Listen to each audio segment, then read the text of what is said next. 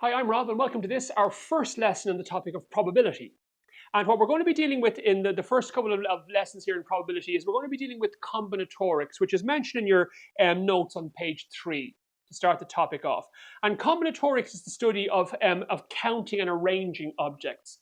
There are different ways you can select or arrange objects from a set.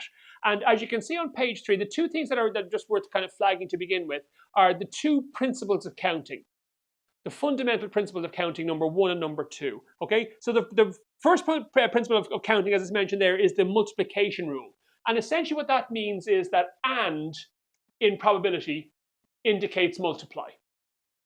So if you're doing one thing and another, you multiply together the number of ways each of those two things can be done. So if, for example, I know a lot of the Leaving Cert textbooks insist on calling it a game, the world's worst game, where you roll a die and you toss a coin. Okay, so if you roll a die, if your game consists of rolling a die and tossing a coin, all right, if you want to know how many different ways that game can end up, okay, if you're doing both, you roll a die and you toss a coin. Okay, so that's what the game consists of. You do one thing and the other. Okay, but how many outcomes are possible when you roll a die? Well, 6. You can get a 1, a 2, a 3, a 4, a 5, or 6. So there's 6 outcomes possible there when you roll the die. What about tossing the coin? There's 2. You can get heads or tails. Okay, there's 2 possibility there. That means the total number of outcomes there is 6 times 2, which is 12. And that makes sense. And you can get a 1 and a head, 2 and a head, 3 and a head, 4 and a head, 5 and a head, 6 and a head, or you can get 1 and a tail, 2 and a tail, 3 and a tail, 4 and a tail, 5 and a tail, or 6 and a tail. There's 12 different outcomes that are possible if you play the game that way. So and there indicates multiply. The second principle of counting is the addition rule, all right? And that means that the word or means add probabilities. So if you're doing one thing or another, you add together the number of ways those two things can be done to find the total number possible. So if you change the game, so again, you're rolling a die and tossing a coin, but you're not doing both, you're doing one or the other. So a person playing this game chooses whether to roll the die or toss the coin. How many outcomes are possible? Again, there's 6 outcomes possible when you roll the die. 1, 2, 3, 4, 5, or 6. There's 2 outcomes possible when you toss the coin. So the total number possible is plus 6 plus 2, which is 8. Because if you think about how that game could pan out, you could choose to roll the die and get a 1, roll the die and get a 2, roll the die and get a 3, roll the die and get a 4, roll the die and get a 5, or roll the die and get a 6. Or you could toss the coin and get a head, toss the coin and get a tail. There's only 8 possible outcomes there. So and means multiply the number of ways together, and or means add. Okay, they're the 2 principles of counting. Now, when you're dealing with permutations and combination, which is the key thing that we're dealing with in these first couple of lessons, right? That the big thing to be aware of here, the difference between the two is whether order matters or not. So in both cases, you've got a set of objects in front of you, and you're going to choose objects from that set. Okay? The question is, does the order you choose them in matter, or does it not? Okay? So if the order matters, so if we're dealing with a question where the order matters, okay, so it does make a difference the order they're chosen in, okay, that's a permutation. Okay, so when order matters, that's a permutation. All right, another word for a permutation is an arrangement. So I'm just flagging that for you because, again, if you watch out for the verb arrange. So how many different ways can the letters of a particular word be rearranged? It's telling you that order matters, right? So a permutation is when you're selecting objects from a group and the order you select them in matters. So the order you choose them in matters, all right? So that's an arrangement, and that's best done using, as I'm going to show you in this class, the hangman method. I will show you why I like that method. It can also be done using factorials.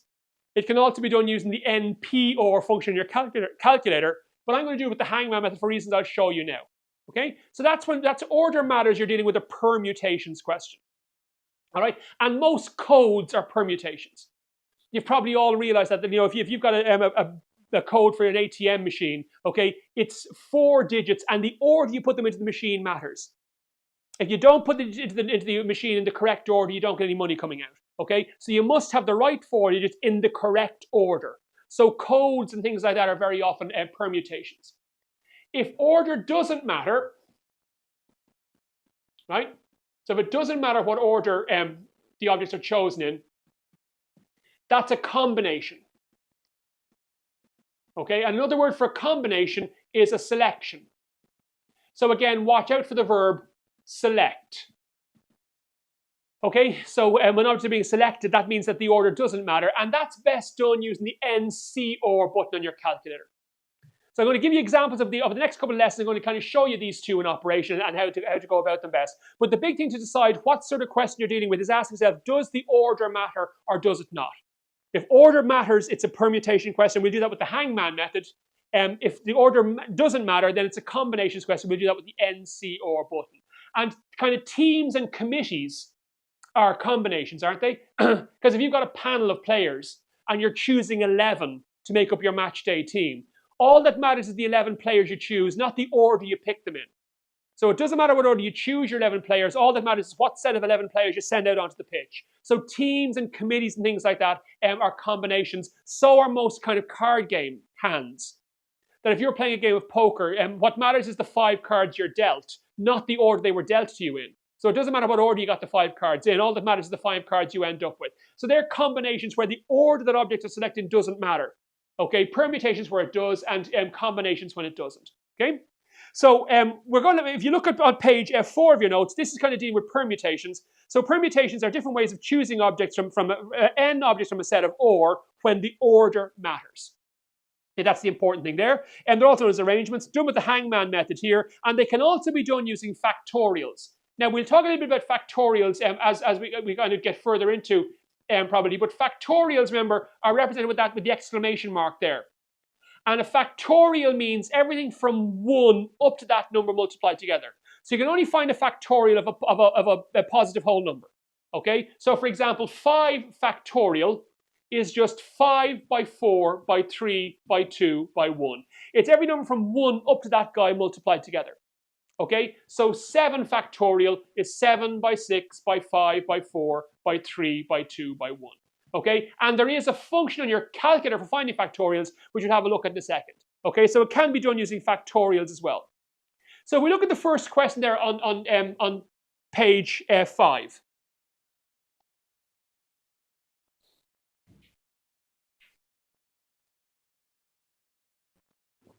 Okay, so the question says, in how many different ways can the 7 letters of the word counted be rearranged? So if it wasn't obvious already from the phrasing of the question that he's used the word arranged in there, so that means the order matters. So in other words, in how many different orders could I put those 7 letters? Now a nice way to visualize this in your own head is suppose you have a set of those blocks that kids play with, which have letters on them. And if I have 7 blocks like that, each of which has one of the letters of the word counted on them like that. So I've got those 7 blocks on the table in front of me. I'm telling you, come on up and put those 7 blocks in any order you like. How many different orders are possible? That's the question it's asking. So how many different arrangements are possible using the 7 letters of the word counted? Okay? So because order matters here, think of it, we're going to use the hangman method here. And the reason it's called the hangman method is I try to visualize it like this. So I've got 7 slots to fill. Okay? So in other words, I've got to choose which of these 7 letters are going to go first to fill my first slot. Then which of the remaining blocks is going to go second to fill the second slot, and so on. Okay, so these are that's the first block in my arrangement. That's the second one, third, fourth, fifth, sixth, and seventh, and so on. So I just want to see how many arrangements are possible here. So when you come up here, remember, you can choose any of those 7 blocks to go first. Completely free choice. You can put them in any order you like. So suppose I pick the T, right? So I've got 7 choices for the first block here. Any of those 7 blocks can be chosen to go first. Let's say I chose the T. So I put T at the beginning of my arrangement. The T is now gone. I've used that. There's only 6 blocks left. But any of those 6 blocks can be the next block in my sequence, can be the next letter I use. So I've got 6 choices for filling the second slot. Okay, and let's say I pick the E, right? There's 5 blocks left. Any of those 5 blocks can go third, and so on. 4, 3, 2, and 1. So they're the number of choices I have for each at each step here, right?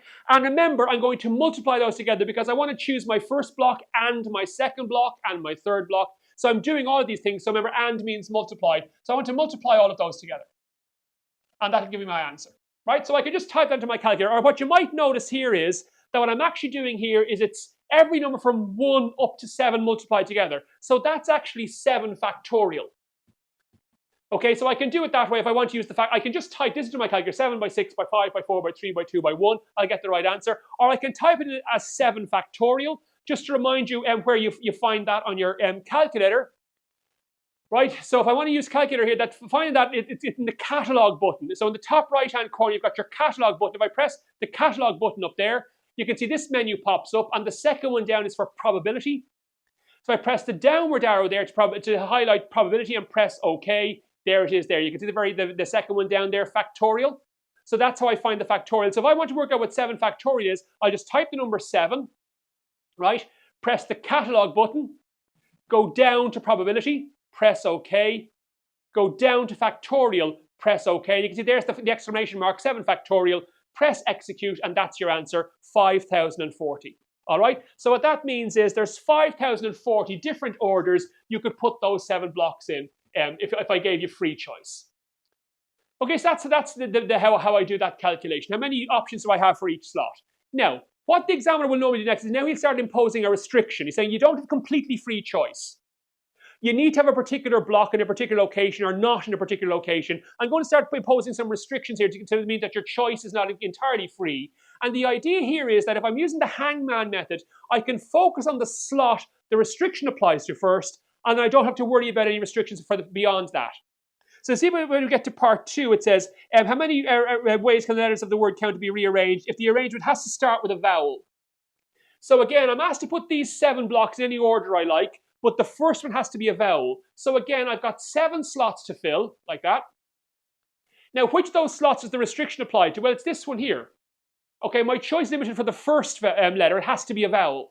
Okay, so remember the vowels in there, there's 3 vowels, O, U, and E. Okay, so if you don't know what a vowel is, I can't help you. Okay, you've got problems that are far deeper than anything I can help you with in the grind. But the 3 vowels there are O, U, and E. So one of those have to go first. So when I come up here, I don't have completely free choice for the first block here. It has to be one of the 3 vowels. So I've only got 3 choices for that first block there. Now let's say I chose the O to go first, right? You can see now there's 6 blocks left. And any of the 6 go next, there's no further restriction. So because there's 6 blocks left, I can just go 6 by 5 by 4 by 3 by 2 by 1. So once I've dealt with the slot the restriction applies to, I can just fill the rest of the slots 6 by 5 by 4 by 3 by 2 by 1. There's no further restriction. So 6 by 5 by 4 by 3 by 2 by 1. Okay, and again, I multiply all those together. So I can just type it in like that. You might notice that there's 6 factorial, because it's 1 by 2 by 3 by 4 by 5 by 6. Everything from 1 to 6 multiplied together. So I could put into my calculator 3 times 6 factorial. Or I can just type it in like that. And the answer comes out at 2160. Okay? Not the only way you can do that. I mean, again, if you're thinking a little bit more clearly about this, you might realize, well, look, there's 5,040 arrangements possible altogether. Okay? Of all 7 blocks. Right? Now, I reckon 1/7 of that total will start with a C. 1/7 will start with an O, 1/7 will start with the U, and so on. So 1/7 of that total there will start with each of the 7 letters, right? So because 3 of those 7 letters are vowels, I think 3/7 of that will start with either O, U, or E, and that's correct. 3/7 of that is 2160. That's perfectly well reasoned. That's a correct answer. Nothing wrong with that at all. Okay, what about part 3? How many arrangements are possible if the arrangement must start and end with a consonant? Okay, so again, I've got 7 slots to fill, like that. So I've got 7 different letters to put in here. And where the restrictions apply this time, there and there. The first and last slots have to be filled by consonants. So I'll deal with those first, and then I can just fill the rest, however many letters are left, right? So notice you've got 4 consonants, C, T, N, and D. Any of those 4 consonants can go first. So I have to start with a consonant. So I've got 4 choices for the first letter. It has to be one of the 4 consonants. Let's say I chose the D. All right, that means remember that there's 3 consonants left, C, N, and T. Any of those can go at the end. So I've got 3 options left at the end there, like that. So one of the 3 remaining consonants has to go at the end. Let's say, for example, I chose the C. Well, now there's 5 letters left. Remember, those 5 are just going to fill these slots here with no further restrictions. So it's just 5 by 4 by 3 by 2 by 1. So once I've dealt with the slots the restrictions apply to, I can just fill the rest. 5 by 4 by 3 by 2 by 1, or 3 by 2 by 1, however many slots there are left. Okay? So 5 by 4 by 3 by 2 by 1. And I just need to multiply all of those together to get my answer. And that comes out at 1440. Okay? So there's 1,440 slots or ways we can rearrange them, which way you start and end with a consonant. If the arrangement it must start with a vowel and end with a consonant. So it has to start with a vowel and end with a consonant. So again, 7 slots to fill. And the restriction applies here and here. So one of your 4 consonants has to go at the beginning, like that. One of your 3 vowels has to go at the end here. And then once I've done that, there are 5 blocks left. There's no further restrictions. So again, it's just going to be 5 by, sorry, it has to start with a vowel. So sorry, it starts with a vowel. The vowel goes there. So any of the 3 vowels will go there, right? And then any of the 4 consonants will go here. And then it's 5 by 4 by 3 by 2 by 1. And you might notice it's the same list of numbers being multiplied together as the previous part of the question. So the answer is the same, 1440. Okay, now if you look at part 5 then, just the question becomes a little bit trickier. There's a little bit more to think about in part 5. Okay, so part 5, it says, if the 3 vowels must be together in any order. So the 3 vowels have to be side by side in any order at all. So if you go back to thinking about your blocks for a second, how would I guarantee the 3 vowels go side by side? Well, if I want to guarantee the 3 vowels go side by side, imagine taking those 3 blocks and super gluing them together. So let's say I took the 3 vowels like that, O, U, and E, and I super glued them together. Right? So you've got C then here, you've got the 4 consonants like that. So that's what the blocks look like now. I've super glued the 3 vowels together so they can't separate. They have to remain side by side. And the 4 consonants are separate like that. So that's what I'm trying to rearrange now. Okay, if I glue the 3 vowels together, so I'm doing that calculation there. So you can see now in my head, there's now only 5 blocks that need to be rearranged. There's the D, the C, the N, the T, and the vowels. I'm treating those now as a single block. They're glued together. Treat them as a single block. So I've only got 5 slots to fill now. There's only 5 blocks I'm rearranging here, right? And any of those 5 blocks can go first. Any of the 4 vowels or the block of, or any of the 4 consonants or the block of vowels go first. So 5 options there, 4, 3, 2, and 1. So those 5 blocks I've drawn there can be put together in any order you like. That'll guarantee the vowels remain side by side. And that comes out at 120. Now you might be kind of feeling that doesn't feel right. It's not fully correct yet. You're right, it's not. You maybe just think about it for a second. What's wrong with that? Okay. Well, there's nothing wrong, but just remember the other thing that we point out there, the vowels in any order. So what that means is there's 120 different arrangements that are possible where the 3 vowels are side by side in that order there, O, U, E. That's not the only order I could have glued the 3 consonants together in. Sure, it's not. It's not the only way I could have made this block in the first place. Because I need to make sure the 3 vowels go side by side. So I've got to glue the 3 vowel blocks together. But the order I glue them in can change. So how many different orders could I have glued those blocks together? Well, any of the 3 vowels could go first. Think about it, I've got 3 slots to fill. Any of the 3 vowel blocks could have gone first. Any of the 2 that could have gone second, and then by 1. So 3 by 2 by 1 is 6. So there's 6 different ways I could have glued the vowels together to make a single block out of them like that. So if I multiply the 2 of them together, I get 720. So if you're doing a question where things have to remain together, so these things have to remain side by side, the 2 ways to think about that is, first of all, treat the objects that have to be kept side by side as a single block, and ask yourself, how many different orders can I put the blocks in? And then secondly, ask yourself, how many ways could you have made that single block out of the things that have to remain together? Okay, do that calculation and then multiply the 2 of them together. Okay, so that's how I would do that. So if your things have to remain side by side, treat the things that have to remain side by side as a single block and arrange the blocks. And then secondly, ask yourself, how many ways could you have made the block where the things are all kept side by side? Do that as well, and then multiply the 2 of them together. Right? So you can see that in part 6. It says that the 4 constants must be together in any order. So if I want to make sure the 4 constants remain side by side, that means put the 4 constants in any order you like. So T, N, C, and D. So if I glue the 4 constants together like that, there's a single block now. If I'm trying to keep the constants together, let's treat them as a single block, glue them all together, treat them as a single block like that. And then I've got the 3 vowels like that on separate blocks. So you can see now, there's really only 4 blocks now to be arranged. there's the consonants, and there's the three vowels O, U, and D. 4 separate blocks here that have to be arranged. So let me just see how many different orders I can put those in. So any of the 4 blocks can go first. Okay, let's say I put the U first. Then any of the 3 that can go second. Maybe I put the consonants next. Then 2 and 1 and so on. So 4 by 3 by 2 by 1. And if I'm treating the 4 consonants together as a single block, there's really only 4 blocks to be arranged here. And 4 by 3 by 2 by 1, that's 24. Or you can put that into your calculator as 4 factorial. Because it's all numbers from 1 up to 4 multiplied together if you want to save yourself typing in that whole thing there. So maybe that's how I can arrange the blocks. But how many ways could I have formed that block in the first place? Because that's not the only order I could have glued the 4 consonants together in. Right? So how many ways could I have done that? Well, again, you've got 4 consonants to rearrange. That's the same calculation, isn't it? Any of the 4 consonants could have gone first here. Then you have the 3 that are left could have gone second, 2 and 1. So if I multiply those together, I get 24. So multiplying those two together, 24 by 24 gives you 576. That's the number of arrangements where the constants are side by side. Okay, now the last part of that question, part 7, and this kind of question kind of deals with pretty much everything I should be able to do with permutations. Okay, so the part 1 there was when there was no restriction. You can put them in any order you like. Parts 2, 3, and 4 were where something had to be in a particular location. You have to put something at the beginning, or you have to not put something at the end. So something has to be in a particular location. It's a second restriction, which we dealt with in parts 2, 3, and 4. And then the other restriction is when things have to remain side by side. Doesn't matter where they are in the order, but they have to remain side by side. This is the way you do that, glue the blocks together. So part 7 says if the 3 vowels must not be together. Now that does not mean they all have to be separate. Just be careful of the phrasing there, okay? That if you had an arrangement like that, let's say you said T, N, C, O, U, M, D, E, right? If I had that arrangement there, right? Does that fit? If somebody said, are the three vowels together here? No.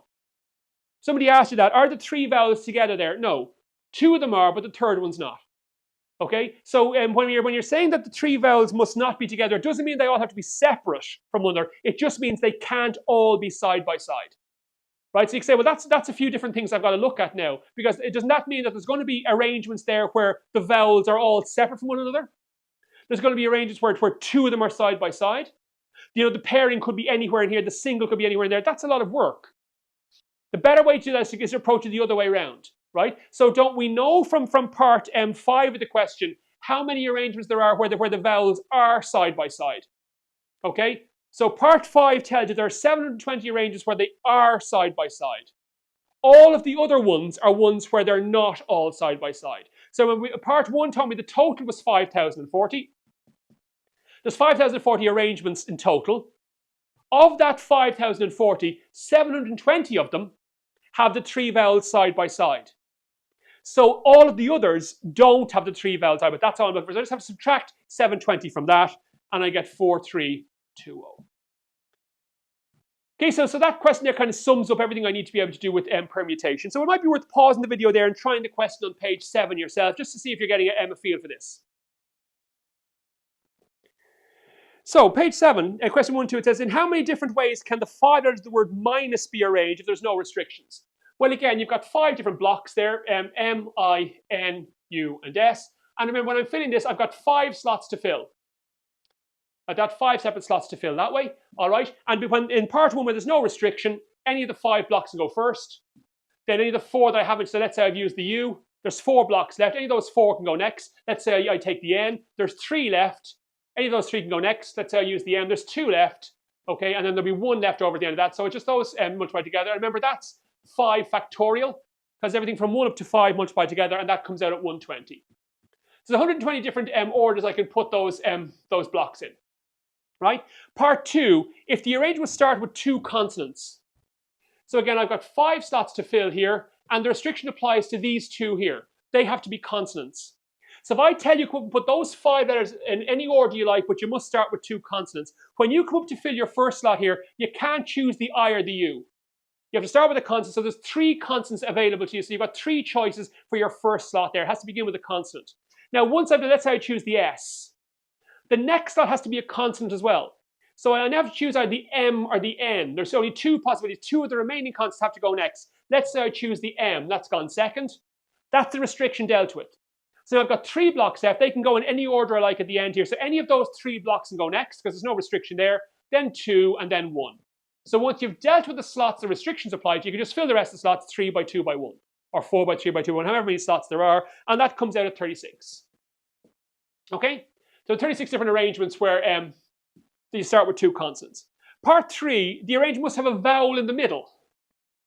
Okay, so if I tell you, look, you got to put those in any order you like, so you got to make sure there's a vowel in the middle. Well, obviously you choose the middle letter first to make sure it's a vowel.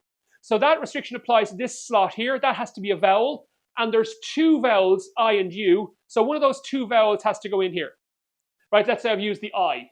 That's the restriction dealt with. So now I can fill the rest of the slots anywhere I like. There's 4 letters left. Any of the 4 that are left can go here. Then there's 3 left to go there, 2 and 1.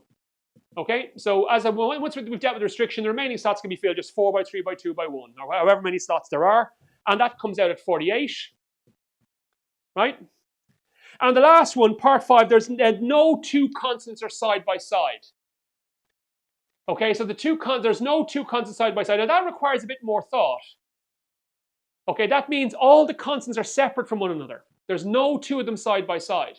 Okay, so I'd have to work out, if I was kind of doing it there, I could work out the number of arrangements where the 3 of them are side by side, but just taking that from the total wouldn't be the answer, because I'm not including in the ones where there's 2 of them side by side and the third one is different. So that's your head scratcher, the tricky one, the one you have to maybe chew your pencil on. But if you think about this, because there's only 5 letters like this, all right, you've got 5 slots to fill.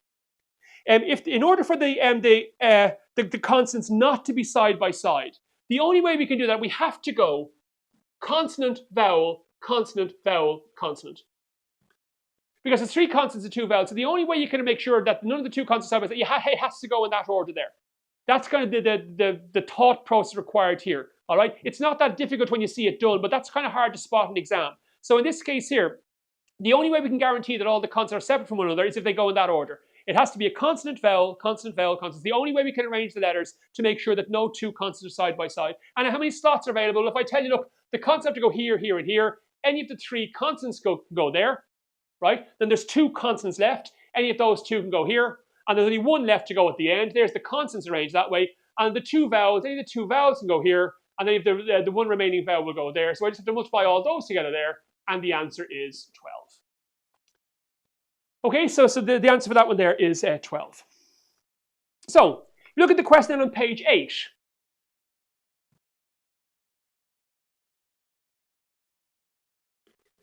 So this one here is a little bit trickier than it seems at first reading. It says how many different 4-digit numbers can be formed using only the digits 0, 1, 2, 3, 5, and 8.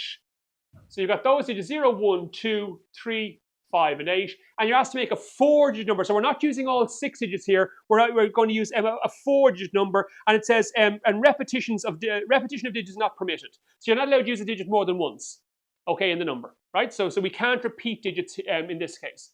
So we're only doing a 4-digit number, you're not allowed to repeat any. So this time there's only 4 slots to fill.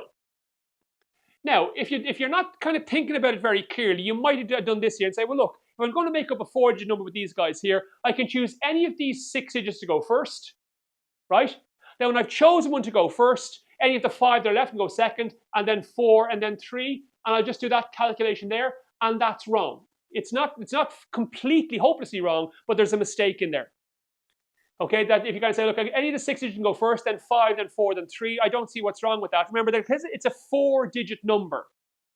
And a 4-digit number can't start with a 0. So if you had, for example, if you put 0 here, 0, 3, 2, 5, that's the number 325. That's a 3-digit number. Okay, so a 4-digit number can't start with a 0 because it's a 4-digit number we're talking about here, not a 4-digit code or something. It's a 4-digit number, and 4-digit numbers can't start with a 0. They do, they're only 3-digit numbers, right? So all that means is when it comes to filling out the number of 4-digit numbers possible, that one's not possible for the first. It has to be one of these 5 go first. Okay, that's the restriction that there is actually a restriction in place here, which might not be obvious, but the first one can't be a 0. So you've got 5 options to go first here. So let's say, for example, the 3 goes first, right? That means there's now 5 numbers left because the 0 is back in play now. We can use the 0 for the second digit if we want to. There's 5 digits available now. Any of those 5 can go next, and then 4, and then 3. Okay, so it just goes down by 1 each time as usual. So 5 by 5 by 4 by 3 like that. Okay, and that gives me so the total number of digits there is but it's 300.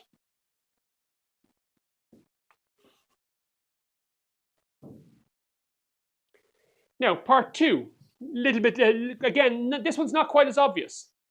Okay, so it says how many of the numbers from part one are even? How many of these numbers here are even? So again, what does it mean if in order for a digit to be even, for a number to be even? Remember, an even number ends with an even digit. That's what I have to puzzle out there. There's kind of no other way around this. I'd have to work out that in order for a number to be even, its final digit has to be even. So that restriction applies to the last digit. So actually, if you think about it, there's two restrictions here. That if in order for it to be a 4-digit number that's even, that can't be a 0, and that number there has to be even. Okay? So I'll have to deal with that, and because 0 is an even number, I just want to make sure I've got this clear, right? So let's say, for example, I consider the possibility, what happens if a number ends in 0? Because that would make it an even number. So let's look at the even numbers that end in a 0, okay? So you've got 4 slots to fill there. So because we're putting 0 at the end there, we've only got one option to go there. We're going to put the 0 at the end, right? Remember what that means then? It means that of the other 5 numbers, any of those 5 can go here. Right, so any of the 5 numbers that definitely can go here, then 4, and then 3 like that. There's no other restriction here. That number there, once the 0 is at the end, there's no chance of putting it at the beginning. So any of the 5 remaining digits can go there. So it's 5 by 4 by 3 by 1 like that, which is 60. Okay? What about if it doesn't end in 0? So what about even numbers that don't end in a 0? Okay, just to kind of show you that. The reason why that's significant, right? Because remember, if you've got those 6 digits there, if I put the 0 at the end, the 0 is out of commission. We've used it. So now there's no chance of it going at the beginning here, so there's no further restriction out at the beginning. The 0 has been used at the end of the number. It can't be reused, so there's no chance of it being at the beginning. So that whole thing that we can't begin with a 0, we don't have to worry about that. It can't begin with a 0 because the 0 has already been used, right? But what if it hadn't been, right? So let's say, that doesn't end in a 0. So again, in order for it to be an even number, that would have to be an even digit. If it's not going to end in a 0, it has to end in either 2 or 8, okay? Sorry, 1, 2, 3. All right, so it has to end in either 2 or 8. They're the only 2 other even digits in there. So there's 2 choices here, right? So if it doesn't end in a 0, it has to end in either 2 or 8. And let's say it ends in 2. Because 0 is not the number at the end here, you see why that means there's still a restriction on this position here, because we can't have the 0 at the beginning. There's only 4 possibilities to go there. Now that's quite a tricky question. And very often in leaving cert question, you'll find maybe one bit like this. And that's when you guys kind of convince that you can't do probability at all. All right? That's not the case. Okay, it requires a bit more head scratching. That you have to consider the possibility where it does or doesn't end with a 0, because if you put a 0 at the end, that means there's no restriction here because it couldn't end with a 0 or start with a 0. There's no. I don't have to take that into account anymore because it's not possible. But if I haven't used a 0 at the end, that means there would be still a danger I could use at the beginning. So it reduces my number of options here. So let's say we've chosen the 5 to go first. There's 4 numbers left. So any of those 4 can go here, and then 3. Now that's a tricky question, that one. It'd take a lot of kind of very clear thinking to get that. That's 96, and if I add the 2 of those together, I get 156. So 156 numbers that are even, 4-digit numbers made up of those there. I do have to consider those 2 possibilities separately, whether it does or doesn't end with a 0. Okay? How many of the numbers are greater than 4,000? Well, that's not too bad, because again, you've got those all of those numbers there. 1, 2, 3, 0, 1, 2, 3, 5, and 8. Okay, so in order for a number to be greater than 4,000, remember, that applies to that digit there. In order for that, it means that number has to be bigger than 4. 4 or bigger. But there's no 4 here, so in order for this number to be bigger than 4,000, it has to start with a 5 or an 8. There's only there's 2 options to go there. That's the restriction dealt with. If I put either the 5 or the 8 at the beginning here, okay, the number is bigger than 4,000. And then if I choose, for example, the 5 to go first, 5 numbers left, any of those 5 can go next. So 5 by 4 by 3, there's no further restriction in there, and that ends up being 120. Okay, like that. And then the last one, how many 4-digit numbers can be formed if repetition of digits is permitted? So suppose you are allowed repeat digits. So if you use a number, you're allowed to use it again. Right, so repeating digits is possible. So you've got 4 slots to fill like that. And remember, if it was like a bank link code, an ATM code, okay, and what you're doing here, where you're allowed repeat digits, you could say, well, look, any of the 6 numbers can go first. So I'd have 6 choices to go first here. And then I don't go down to 5 now, because the fact that I used 5 at the beginning doesn't mean I can't use 5 again. So I could use any of the 5 numbers to go again here. Any of the 6 numbers to go again here. And again, I could use any of the 6 again. So when repetition is allowed, you're allowed repeat digits or letters or something. The number of options doesn't go down each slot, because you can keep reusing stuff. So if there's 6 to pick from here, I've got 6 choices every time I pick a number. The fact that I've used one before doesn't mean I'm not allowed to use it again. So when repetition is not allowed, you can see the number of choices goes down by 1 each time, because when you've used a number, you can't use it again. So it's out of commission, it's off the table. When repetition is allowed, the number of options doesn't go down each time, because you're allowed to keep reusing the same thing. The only thing to be careful of here again is because, remember, the only restriction is that this can't be a 0. So we do only have 5 options there. So it has one of the 5 numbers that are not 0, but then any of the 6 can go next, any of the 6 can go third, any of the 6 can go fourth. And if I do that, I get 1,080. Different combinations possible. Okay? Now, one little thing to consider there on the next page, page 9, question 1.4. If you look at the first one there, it says, how many different ways can all of the letters of each of the following words be rearranged? So we've got the word maths there. So again, 5 letters to be rearranged, 5 slots to fill. Okay, and any of the 5 can go first. So it's just 5 by 4 by 3 by 2 by 1. No problem there at all, just as we've done before. 5, remember, that can be typed in your calculator as 5 factorial, and that comes out at 120. So what about the second one, paper? Why is that different? Maybe we're just kind of pausing the video and asking yourself, why is that different? Well, what makes this one different is we've got the same letter repeated twice. Okay, so if I just ignore that for a second, there's 5 letters, so you've got 5 by 4 by 3 by 2 by 1.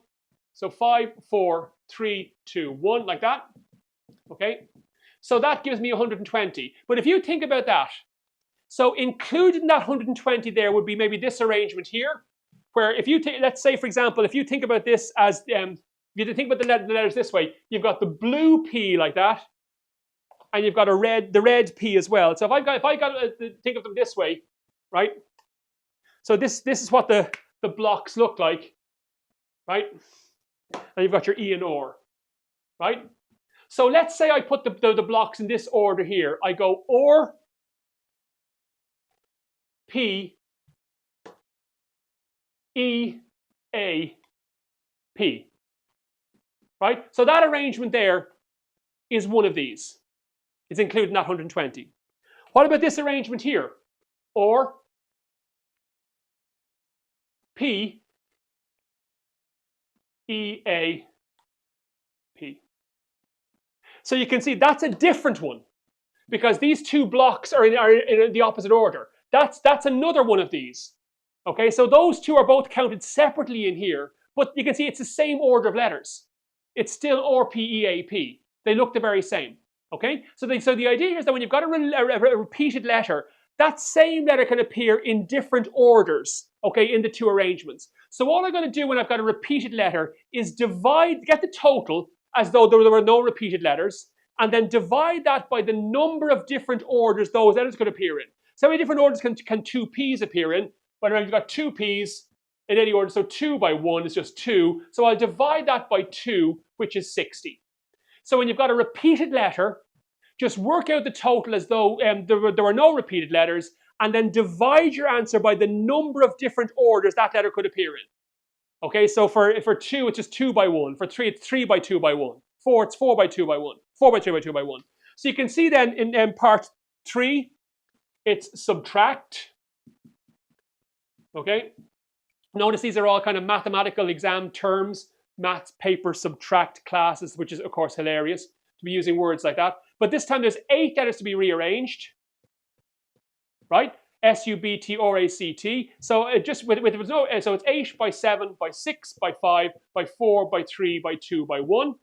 Okay, so that's if there was no repeated letters in there at all. I remember that's just going to go into my calculator as 8 factorial, and that's 40320. Right, but again, notice we've got 2 T's in there. Okay, so for every rearrangement where the 2 T's appear in that order, there'll be an identical one where the 2 T's appear in the opposite order. So I'll just divide that by 2 times 1, which is just 2, and I get 20160.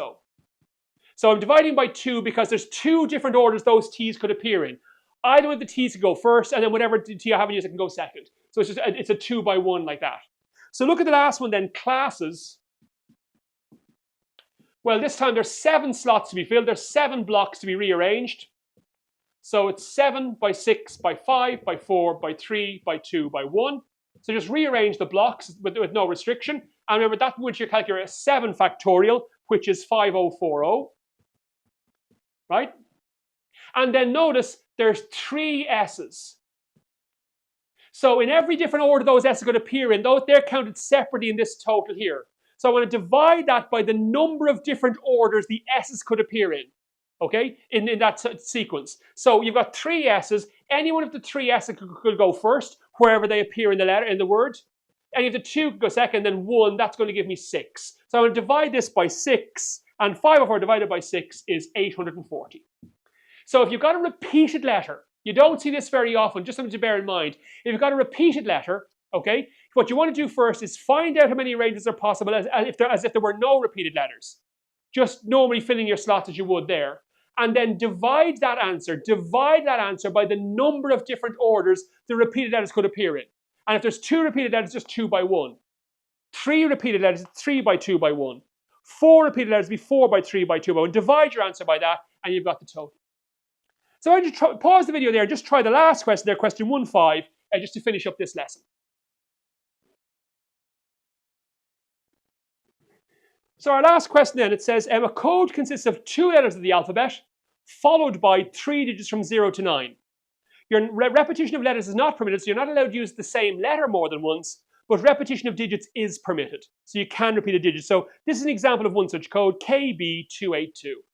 So 2 letters of the alphabet where repetition is not possible, and 3 digits where repeating digits is permitted. You can see the 2 is used twice in the example given there. So many different codes are possible altogether. So you can see your code consists of 5 characters, 2 letters, and then 3 digits. So I've got 5 slots to fill, right? So first of all, remember, if I'm filling the first slot there, the first slot is one of the letters of the alphabet, and there's 26 of those. Again, if you don't know that, I can't help you. Okay, so if you don't know how many letters there are in the alphabet, that you need to have a word with yourself. Okay, the examiner won't tell you that. He's not going to say, he's going to say that if you don't know there's 26 letters in the alphabet, not only should you not be doing higher level maths, you probably shouldn't be out on your own. Okay, without supervision. So there's 26 letters of the alphabet, and because you're not allowed repeat letters, whatever letter you used first is off the table, can't be used again. So I've only got 25 options for the second, the letter that goes second. So again, when repetition is not allowed, the number of choices goes down by 1 each time, because whatever you've used the first time can't be used again. Right? Now then there's 10 digits between 0 and 9. So 0, 1, 2, 3, 4, 5, 6, 7, 8, 9. 10 digits, not 9. There's 10 of them. And any of the 10 digits can go next. And remember, if you weren't allowed repeat digits, that will go down to 9 and then go down to 8. But you are allowed repeat digits. So any of the 10 digits can go second, or can go first here. Then any of the 10 digits can go third, and any of the 10 can go last. So that's a nice question because it checks you understand what repetition means. That for the letters, the number of options goes down each time because you can't repeat letters. For the digits, the number of digits does not go down each time because you can repeat those. And if I multiply those together there, I get 650,000 codes possible. Okay? So part 2, what percentage of these possible codes do not contain repeated digits? So what percentage of them do not contain repeated digits? So how many of those don't repeat digits? Well, again, you can see if I'm trying to work out how many codes are possible that don't repeat digits, no effect on the letters because the letters aren't changing. Again, you can't repeat those, 26 and 25. But if I'm not allowed repeat digits, any of the 10 digits that I am can go first. But once I've chosen one to go first, that's off the table. It can't be used again. There's only 9 options left. So 9 by 8. Okay? So that's the number of codes possible if you can't repeat digits. Okay? And that comes out at 468,000. And I'm asked what percentage of the possible codes that is. So express this as a percentage of the total. So it's 468,000 over 650,000. And we multiply that fraction by 100 to make a percentage out of it. And that comes out at 72%. So 72% of the possible codes don't repeat a digit. Right? Last part of the question then to finish off the class. It says, Martin has forgotten his code. He remembers that one of the letters was M. that the middle digit was a 3 and that one of the other digits was a 6. How many possibilities are there remaining for Martin's code? So he doesn't remember the entire thing, he remembers parts of it, okay? So if you think about this for a second, I can't see a single calculation to work out my answer. I'm just going to have to try and puzzle out and see what options are available. Let me just see if I can piece this together, right? So what do we know? Well, we know one of these two here is an m. Let's say, for example, we start with the m, that the m is at the beginning, right? Remember, that means that there's only one option to go there. Let's say that we're dealing with codes where the m is the first letter, okay? That means there's 25 other letters that could be the second one here because you can't repeat letters. Okay, so if we start with an m, if the code starts with an m, it'll look like that. Now, we're told that the middle digit is a 3. Okay, so the middle digit is was a 3, yeah, so that's a 3 there. So we know that there's only one choice there, that has to be a 3. There's no other possibilities, right? We're told one of the other digits is a 6. One of the other digits is a 6. Not both. It says one of the other, it didn't say at least one, it says one of the other digits as a 6. Now, if you kind of say, well, in exam, I think I might have gone with at least one there, okay? What you'll find in leaving cert questions is, if there's a little bit of ambiguity in the phrasing of the question where you can interpret it validly either way, the examiner will award full marks for either solution. So if there's a case like this where you could make an argument for being either way, where one of the other numbers is 6, what about, could the other one, could the third digit be a 6 as well? Okay, I would suggest that when it says that one of the other digits is a 6, I would assume the other one wasn't. Okay, but if you say, well, I would interpret that as at least one of them is a 6 and do it that way. They're both valid interpretations, and the examiner will give you full marks rather. Just go with one of the choices and lean into it. Okay, so let's say, for example, that that's the 6 there, right? So that means there's only one choice to go here, and that means that the final digit then, remember that there's, I would say that there's 10 choices to go here. Okay, sorry, there's 9 choices to go here because if we're kind of saying that the middle digit, one of the others is 6, so we can't use the 6 at the end there. There's 9 options there. We can have another 3 by all means. Nothing to say we can't have a 3 at the end there, so it's not 8. The middle digit is 3. There's nothing in the question to say that the other 2 aren't. Okay, so we know there's a 3 in the middle, and one of the others is a 6 there. So I think it looks like that. So it's that combination there, and that comes out at 225. Okay, there's 225 like that, right? So that's 225 codes. Now, is there another 225 where the m is in the second position? So what about if the m was here, right? So again, you're going to have one choice there, and then one of the 25 other numbers can go at the beginning like that, okay? And then let's say the same thing. Let's say we've got a 6 and a 3 and something else here like that. So 1, 1, and 9. I think that's 225 as well. So there's 225 arrangements where you start with the m is at the beginning, and 225 where the m is second, right? Now remember, these could be in the opposite order as well. So I think there's another 225 where I swap these two. Okay, so where the 6 is at the end here and the non-6 is at that end, I think that's another 225 like that. So that's the one which looks like this, right? Where we've got the m at the beginning, the 3 in the middle, okay? And we've got the 6 here. Right, so we've only got one choice here, here, and here, but 25 possible there and 9. That's another 225. And I guess the final combination then is the one where you've got, which look like this. The m is here, there's a 3 in the middle, and the 6 is here. So again, there's only one choice for each of those, 25 and 9 like that. That's another 225. And if I add all those together, there's 900 codes possible there, which meet those criteria. Now that's a tricky one, but again, that's one where there's no one that just have to start working out, look, what combinations are possible here, or what ranges are possible. Let me see if I can work out how many of them there are. So that's how you deal with permutations. That last question is kind of a tricky one, but remember the key ideas with permutations are, if you use the hangman method, you can focus on the slot that the restriction applies to first, and then fill the other slots any way you like, 5 by 4 by 3 by 2 by 1, however many slots there are. If you're dealing with things that have to remain together, treat them as a single block, and find a number of ways you can arrange the blocks, and then ask yourself how many ways could you have formed the block where the things remain together in the first place, and then multiply the two together, all right? And remember, if you're dealing with repetition, if repetition is permitted, the number of options does not go down each slot, because the fact you've used something already doesn't mean you can't use it again. If repetition is not allowed, your number of options goes down by 1 each time, because once you've used something, it can't be used a second time. Okay, that's permutations. So the next lesson, which is a little bit quicker, we're going to deal with combinations, show you what happens when order doesn't matter. That'll be in the next lesson.